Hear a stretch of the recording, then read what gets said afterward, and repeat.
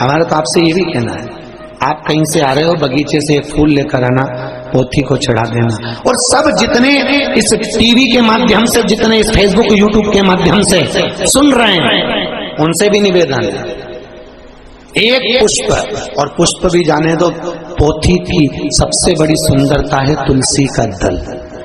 क्या? तुलसी का दल। पोथी को तुलसी का दल समर्पित कर दो।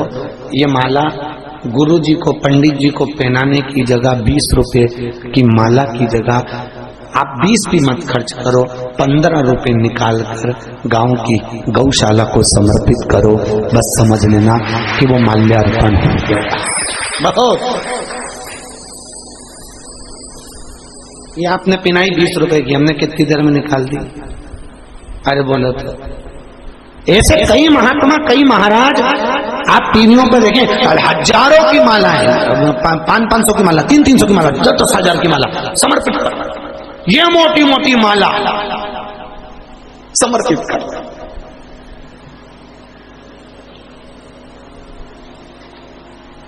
फिर वही बात आ गई, नेताओं को भी कितनी पिनाई जाती है, हजारों लाखों। पर वो तो नेता, वो केवल लेता ही लेता, कभी किसी को कुछ नहीं देता, उसी का नाम ही नेता। वो कभी नहीं देता, जहां उसका फायदा होगा वहां पर वो काम कर देगा कि यहां से मेरे को इस गौशाला से मुझको इतना चाहिए, तो गौशाला के लिए मैं गौ माता के लिए इतना दिलवा सकता हूं। बहुत गंदी राजनीति हो गई दादा। कैसे मुंडा दिखाएंगे ये मेरे को तो समझ में नहीं आ रहा है, क्या होगा इनका धर्म का। मत दीजिए किसी व्यासपीठ पर 20 रुपए की माला भी समर्पित मत करिए। आप तो तुलसी चढ़ाओ,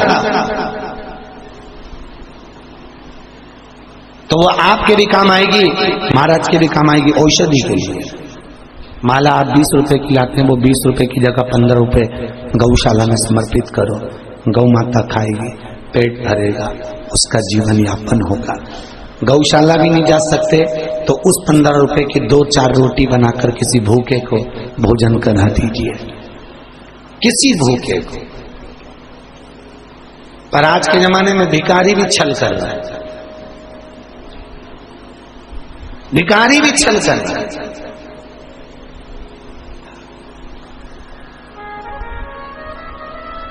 अमरावती के बीच रोड पे से हम निकलकर गाड़ी आ रही थी एयरपोर्ट से, और बीच में अमरावती के बीच ट्रैफिक चौराहे पे भिखारियों भीख मांग रहे थे, कांच बजा के गाड़ी का देव देव देव।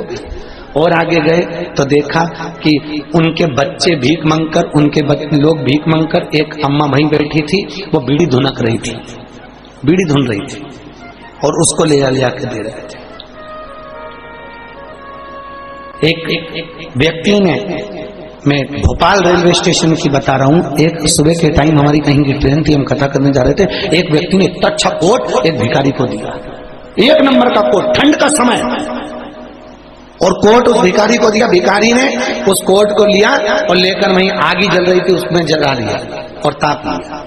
अगर वो कोट उस क्योंकि इनको कपड़े से मतलब नहीं है, इनको धन से मतलब है, क्योंकि पैसा मिलेगा तो व्यसन में लगाएंगे, जुए में, मांसाहार में, मदिरा पान में, वेश्यावृत्ति में लगाएंगे, और थोड़ा सा पैसा मिलेगा तो रुमाल में सूंघने का सामान ले लेके वो सूंघ सूंघ के मर जाएंगे। पर ये निवेदन है, इन भिक्षुकों के चक्कर में भी असली भिक्षुक को नहीं पहचान पा रहे कि असली जरूरत है किसको, हम किसको दें, हम किसको प्रदान करें। फिर वो वाली बात आ गई 3 दिन पहले कही थी, लक्ष्मी, बेटी और गाय, 50 बार विचार कर दो कि हम किसको दे रहे हैं। बहुत सोचना महाराज, बहुत सोचिए कि हमने किसको दी है। बेटी गलत जगह चली जाएगी तो कन्यादान करने वाले माँ बाप को रोना पड़ेगी, और गाय गलत जगह चली जाएगी तो गौदान करने वाले को रोना पड़ेगा। और लक्ष्मी किसी गलत भिखारी के कटोरे में चली जाएगी, उसने गलत जगह लगा दी तो देने वाले को रोना पड़ता है। कई लोग कहते महाराज हमारा काम तो अच्छा चल रहा था, बहुत बढ़िया चला, फिर ये हमें दुख कहां से आ गया? उसका कारण है तूने ना बेटी का सम्मान करा, ना गाय का सम्मान करा, ना लक्ष्मी का सम्मान करा। लक्ष्मी ऐसे भिखारी के कटोरे में दी, शाम को जाकर उसने मदिरा में लगा दी, मैं खाने में लगा दी, वैश्यवृत्ति में लगा दी, जुए में लगा दी। लक्ष्मी वहां जाकर रो रही है, इसलिए बद्दुआ तुझको दे रही है कि तूने मेरा सम्मान नहीं करा, सत्कार नहीं करा है, रो रही। पुरानी पुरानी साड़ियां प्रेस करके धो के रख कर बर्तन वाली से स्टील की भगोनी मत लो। 4 साड़ी दोगे 1 भगोनी मिलेगी, बोलो सही है कि गलत है?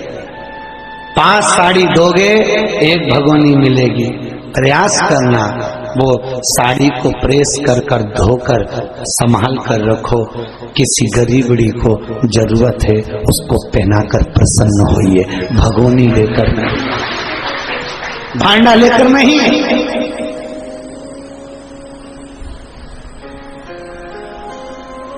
और प्रसन्नता, आनंद।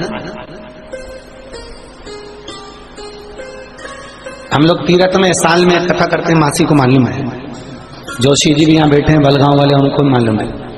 साल भर में एक कथा तीरथ में करने जाते हैं, पूरे सीहोर से आसपास से।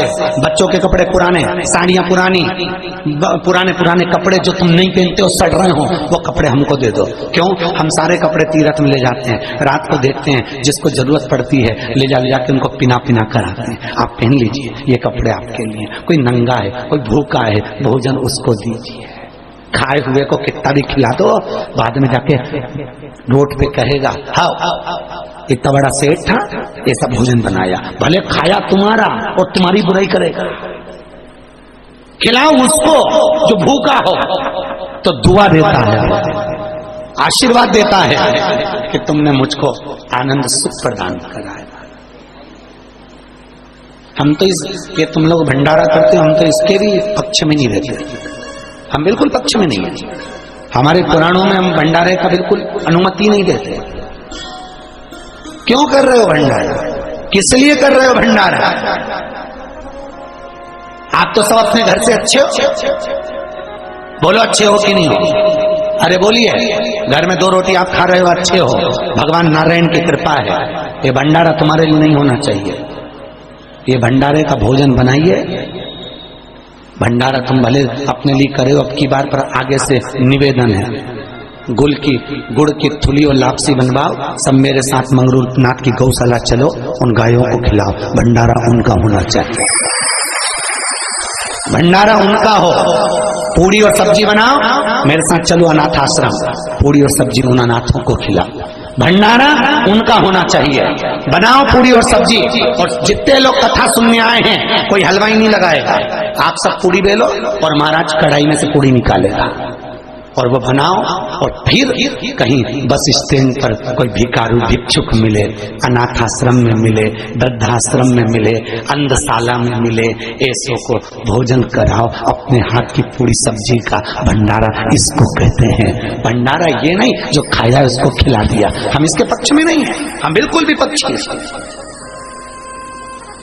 हम कभी नहीं। ये मासी तो बोली, हम जितने हमारे जजमान हैं, हम उनको फोन करके बोलते हैं कथा के बाद भंडारा ना रखिए, और रखना है तो अनाथाश्रम चाहिए, और चलो अनाथाश्रम में, चलो वृद्धाश्रम में, चलो गौशाला में, भंडारा वहां करेंगे। और ये मासी बैठी है, 108 भागवत के समय पर भंडारा करा था। किसका करा था मासी? खड़े होकर बोलो, इनको माइक दीजिए, इनको ये बताएंगे भंडारा करा था, किसका करा था। सीहोर की 108 भागवत में, ऐतिहासिक भागवत हुई थी 1999 में। जय श्री कृष्ण। सीहोर में बहुत बड़ा यज्ञ किया था 7 दिन का, और उसमें गायों को बुला बुला कर और गायों लापसी बनाकर उनको जिमाकर उनको साड़ी ओढ़ाकर जो गाय लाया था उसको 50 रुपए देकर उसको महाराज ने विदा किया। मैं खुद उस यज्ञ में बैठी थी महाराज के, और वो भंडारा इन्होंने उसी तरह किया था। पूरे सीहोर की जितनी रोडों पे गाय फिर रही थी सारी गायों को बुलवाया, लाइए गाय। होगे वो दिल से सुनेगा, हृदय से सुनेगा। महाराज आपकी करी गई प्रार्थना मेरा देव अधिदेव महादेव उसको सुनता है, स्वीकार करता है, हृदय से स्वीकार करता है। कभी ये जो बेलपत्र होती है ना, आप लोग समझना भाई हो, जितने लोग दिल से कथा सुनने आए हो वो दिल से सुनिएगा, समझिएगा। कभी हृदय चित्त में अगर आ जाए, चंदन हाथ में लेकर केवल इस भाग को पकड़कर भी अगर आप देवाधिदेव महादेव को बेलपत्र समर्पित कर रहे हो, तीन तिथियों का स्मरण करिए जरा, ठीक है। पहला शिवरात्रि हर महीने आती, प्रत्येक महीने शिवरात्रि आती। दूसरा सोमवार की अष्टमी हर महीने नहीं आती, साल में 3 या 4 आती है। और तीसरा प्रदोष, ये हर महीने आता है। जब आपके हृदय में कभी कोई बात आ जाए कि बाबा आज मेरा मन ये कह रहा है और आपको सुनना है बाबा, आपको स्वीकारना है बाबा, आपको मेरे मन की बात जानना है बाबा, बस हाथ में चंदन लगाया, बेलपत्री का भाग इस तरह से पकड़कर शिव जी से अपने हृदय की बात कहकर, मेरे देवाधिदेव महादेव से दिल से कहकर, अशोक सुंदरी वाली जो जगह होती है, आपको बताया है अशोक सुंदरी का जो स्थान होता है, ये शिवलिंग, यहाँ अशोक सुंदरी की जगह, इस बेलपत्र को अशोक सुंदरी वाली जगह पर जहाँ शिवलिंग है, शिवलिंग की साइड पर पहले नंबर की पत्ती का मुख होना चाहिए, बस उसको रख दीजिए और उस पर थोड़ी देर हाथ रखकर अपने हृदय की बात मेरे महादेव को दिल से कहकर आ जाइए। अगली सोमवार की अष्टमी या अगला प्रदोष या अगली शिवरात्रि जब आती है, मेरा महादेव आपकी मनोकामना का भाव पूर्ण करता है। ये शिव तत्व है, इसको औघड़ी कहते हैं, औघड़ी। वो हृदय चित्त को धारण करने वाला, आनंद को समाहित करने वाला।